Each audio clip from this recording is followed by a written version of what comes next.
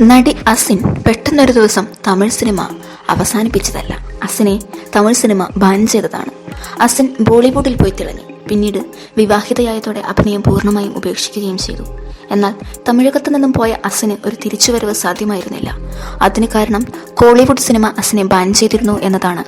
അസിൻ തമിഴ് ഭാഷയെയോ സിനിമയെയോ അവഹേളിച്ചിട്ടില്ല. പക്ഷേ തമിഴ് താരസംഘടനയുടെ വിലക്ക് അസിൻ മറികടന്നു. ശ്രീലങ്കയുമായുള്ള പ്രശ്നമാണ് അസിന്റെ തമിഴ് സിനിമാ ജീവിതത്തിന് അവസാനമായത്. ഗായിക ചിന്മയി തഗ് ലൈഫിന്റെ ഓഡിയോ ലോഞ്ചിൽ പാടിയ പാട്ട് വൈറലായതിന് പിന്നാലെയാണ് അവരെ തമിഴ് സിനിമ ബാൻ ചെയ്ത കാര്യം ചർച്ച ചെയ്യപ്പെട്ട്. അതിനിടെയാണ് അസിന്റെയും വിഷയം ചർച്ചയായത്. 2010 അസിന്റെ തമിഴ് സിനിമാ ജീവിതത്തിന് വിലക്ക് വന്നത്. ശ്രീലങ്കയിൽ തമിഴ് വംശജർക്ക് നേരെ വ്യാപക ആക്രമണങ്ങൾ നടന്ന പശ്ചാത്തലത്തിൽ ശ്രീലങ്കയിൽ പോയി സിനിമാ ചിത്രീകരണം വേണ്ട എന്ന് സൗത്ത് ഇന്ത്യൻ സിനിമ അസോസിയേഷൻ പറഞ്ഞിരുന്നു.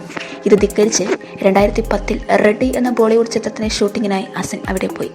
സൽമാൻ ഖാനൊപ്പം അഭിനയിച്ച റെഡ്ഡി എന്ന ചിത്രത്തിലെ ചെറിയൊരു പോർഷൻ ശ്രീലങ്കയിൽ വെച്ച് ചിത്രീകരിച്ചതിന് പിന്നാലെയാണ് അസിന് തമിഴ് സിനിമ വിലക്ക് ഏർപ്പെടുത്തിയത്. ഇതുമാത്രമല്ല, 2010 ശ്രീലങ്കയിൽ വെച്ച് നടന്ന IIFIയിൽ പങ്കെടുക്കരുതെന്നും സൗത്ത് ഇന്ത്യൻ സിനിമ ഇൻഡസ്ട്രി പറഞ്ഞിരുന്നു. അതിനും അസിൻ അനുസരിച്ചില്ല, അവിടെ പോവുകയും ചെയ്തു. അതും വിലക്കിന് കാരണമായി.